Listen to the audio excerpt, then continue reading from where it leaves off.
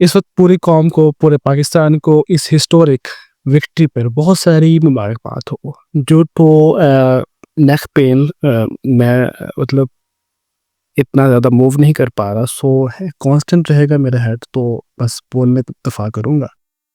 ये historic win हमें चाहिए थी और हम इंतज़ार कर रहे थे बहुत दिनों से। पाकिस्तान ने आज 9 विकेटों से 204 रन्स का ये जो हिस्टोरिक चेज़ किया है 16 ओवर में, ये कमाल है। शुक्र है हालात बदले हैं, जज़्बात बदले हैं और हमारे अल्फ़ाज़ बदले हैं।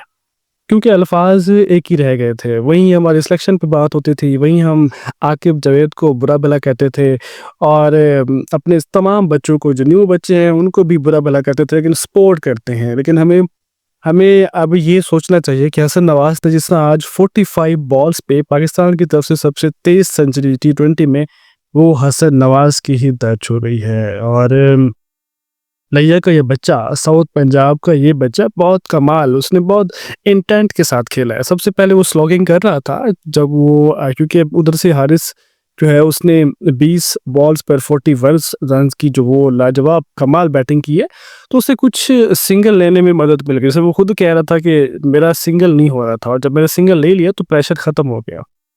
सबसे बड़ी बात ये है कि आकिब जावेद को बहुत ज़्यादा मुबारकबाद कि उसने हसन नवाज़ को मौका दिया, वरना जिस तरह वो 2 डक पे आउट हुआ था, वो तीसरा मौका उसे मिलने वाला नहीं था। लेकिन वो खुद कह रहा है कि मुझे हसन नवाज़ ने खुद कहा कि मतलब उसने कहा कि भई मुझे मौका दिया जाना ही था, क्योंकि आकिब आकिब जावेद ने ये कहा था कि तुम चाहे 5-0 ही क्यों ना हो जाओ, हम तुम्हें सपोर्ट करेंगे, तुम खेलो। ये सबसे बड़ी बात है, उसे पता था कि मैंने 5 मैचों की ये जो सीरीज़ है खेलनी, और आज उसने 45 पे जो स्कोर बनाए हैं वो कमाल है। और इससे पहले बाबर आज़म ने 122 स्कोर बनाए थे साउथ अफ्रीका के खिलाफ 59 बॉल्स पर। दूसरा रिकॉर्ड बाबर आज़म का ही है 110 का, 66 गेंदों पर इंग्लैंड के खिलाफ। और आज हसन नवाज़ ने 105 रन्स बनाए हैं 45 गेंदों पर, और 45 गेंद पर उसने सेंचुरी दाग दी थी। छोटा-सा ग्राउंड है, लेकिन उसी ग्राउंड पर बाकी भी तो खेलते हैं। यहाँ बड़े-बड़े मैचेस होते हैं और ऑकलैंड के इस मैदान में सबसे पहला मैच टी20 का हुआ था 2005 में। ऑस्ट्रेलिया ने पहले खेलते हुए 214 रन्स बनाए थे, जिसमें रिकी पोंटिंग ने 98 रन्स बनाए थे, और जवाब में न्यूजीलैंड की टीम 170 पर सिमट गई थी और ये मैच 44 रनों से ऑस्ट्रेलिया ने जीत लिया था। ये 2005 की बात है और उस वक़्त भी दुनिया इतनी तेज़ खेलती थी। सलमान अली आगा की बात करते हैं, कमाल बैटिंग की और बहुत ही इंटेंट वाली। मतलब पहले 11 गेंदों पर सिर्फ़ 11 रन्स ही थे, क्योंकि वो देख रहा था कि हसन नवाज़ अपनी बल्ले से छक्के और चौकों की बरसात किए जा रहा है और इसलिए उसे टाइम मिल गया। लेकिन मेरे ख़्याल में जब बल्ले पे बॉल आ रही हो और आपका कनेक्शन बिल्कुल ठीक हो रहा हो, I think you should play, और उसे भी खेलना चाहिए था। लेकिन फिर भी उसकी 50 भी लाजवाब रही। ऊपर से 3 बच्चों ने पूरी न्यूज़ीलैंड को अपने लपेटे में ले लिया। अगर बॉलिंग की बात करें, कुछ मिसफ़ील्ड हुई हमसे, लेकिन मिसफ़ील्ड जो है वो, क्योंकि यहाँ पर मुख्तलिफ़ गेम्स होती हैं। ऑकलैंड का ये ग्राउंड जो है वो मुख्तलिफ़ रग्बी के लिए भी खेला जाता है, यहाँ पे मुख्तलिफ़ स्पोर्ट्स होती हैं। तो इस लिहाज से वहाँ पे जो ग्राउंड था उसकी जो घास थी वो ओरिजिनल नहीं थी, वो आर्टिफ़िशियल थी, तो कहीं पे स्लिपरी था, तो इसलिए वहाँ पे बहुत सी मिसफ़ील्डिंग हुई। ये सिर्फ़ पाकिस्तानी प्लेयर से नहीं होता, शादाब का जो चौका छूटा था वो भी उसकी वजह यही थी कि नीचे जो ग्राउंड था वो ठीक नहीं था। तो मिसफ़ील्डिंग हुई और अबरार ने भी अच्छी बॉलिंग की, अबरार की हैट्रिक होने वाली थी, लेकिन सलमान आगा ने एक अच्छा फ़ैसला किया उसे ना देकर अगला ओवर, क्योंकि अ, उसे फिर छक्के पड़ने थे और बेहतर था कि उसने कहा कि भी नहीं। लेकिन ये भी कमेंटेटर बात कर रहे थे कि अगर नेक्स्ट मैच में सलमान अली आगा का जो डिसीजन है, अगर पहली गेंद पर अबरार जो है वो विकेट लेता है, तो क्या वो हैट्रिक होगी? नहीं भाई, वो हैट्रिक नहीं होगी, क्योंकि मैच ख़त्म और कहानी ख़त्म।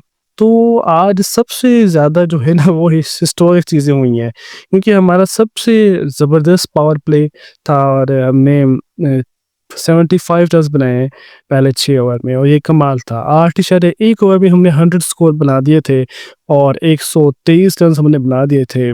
सिर्फ 10 ओवर में 1 विकेट के नुकसान पर। ये सबसे कमाल बैटिंग और सबसे कमाल बॉलिंग। 204 पड़े हैं, यहाँ पे अच्छे खासे स्कोर पड़ते होते हैं। हारिस रऊफ आज भी कमाल बॉलिंग कर गए। शाहीन की भी बॉलिंग अच्छी थी और अब्बास अफरीदी की भी बॉलिंग कमाल थी। अबरार की भी बॉलिंग अच्छी थी। बॉलिंग अच्छी रही है, लेकिन अच्छी बॉलिंग के बावजूद ग्राउंड के छोटे होने की वजह से फिर भी 204 रन पड़ गए। लेकिन पाकिस्तानी टीम को मुबारकबाद हो, हसन नवाज को अपनी पहली मेडन सेंचुरी पर भी मुबारकबाद हो, और पाकिस्तान के उन तमाम नौजवानों को सपोर्ट करने वाली कौम को भी मुबारकबाद हो कि पाकिस्तान ने आज आखिरकार खुदा करके पहला मैच जीत ही लिया। क्योंकि हमने आखिरी मैच मई 2024 में न्यूजीलैंड के खिलाफ ही लाहौर में जीता था। उसके बाद हम जीत का रास्ता भूल गए थे। आज थोड़ा सा हम ट्रैक पे आए हैं, लेकिन अगला मैच इससे थोड़ा सा मुश्किल होगा। और 2 दिन के बाद मैच है संडे को। उम्मीद है कि पाकिस्तानी टीम इसी यंग टैलेंट के साथ जाएगी और अपना लोहा मनवाएगी। आज बहुत मज़ा आया और कमाल की छक्के लगे, कि कमाल के चौके लगे। पाकिस्तानी टीम अनबिलीवेबल चेस किया है, क्योंकि हमें इस तरह की उम्मीद नहीं थी। इस तरह हमने सोचा नहीं था कि हम इस तरह खेलेंगे, और इस तरह की हमें बिल्कुल भी हमने प्रेडिक्शन नहीं की थी। 204 पे बहुत मुश्किल लग रहा था, इस तरह की हमारी बैटिंग चल रही थी। हमें फ़ील आ रही थी कि हम शायद आज का मैच भी हार जाएँगे, लेकिन ऐसा नहीं हुआ और पाकिस्तानी टीम ने अपने सारे के सारे दाग धो डाले। और रिज़वान और बाबर जिस तरह खेलते थे, वो उस तरह खेलना अब नहीं बनता। वो बहुत पुरानी क्रिकेट हो चुकी है। दोनों ही एंकर प्लेयर थे और दोनों ने ही हमारी टीम को डिफरेंट अंदाज से उसका बट्ठा बिठाने में कोई कसर नहीं छोड़ी थी। और उम्मीद है कि पाकिस्तानी टीम चौथे T20 जीत कर ये सीरीज़ को बराबर करेगी। मिलते हैं अगले वीडियो में, तब तक के लिए अल्लाह हाफ़िज़।